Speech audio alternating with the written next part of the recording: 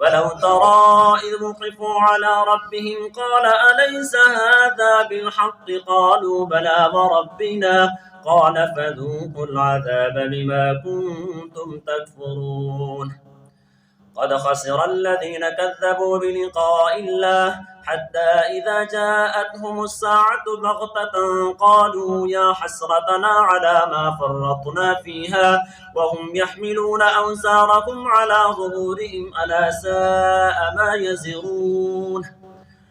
وما الحياة الدنيا إلا لعب وله وللدار الآخرة خير للذين يتقون أفلا تعقلون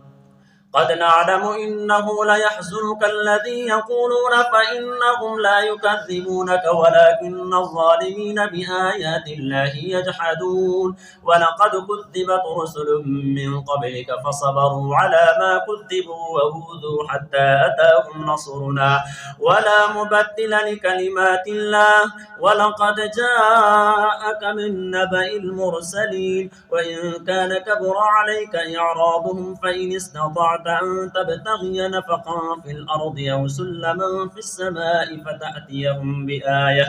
ولو شاء الله لجمعهم على الهدى فلا تكونن من الجاهلين إنما يستجيب الذين يسمعون والموتى يبعثهم الله ثم إليه يرجعون وقالوا لولا نزل عليه آية من ربه قل إن الله قادر على أن ينزل آية ولكن أكثرهم لا يعلمون وما من دابة في الأرض ولا طائر يطير بجناحيه إلا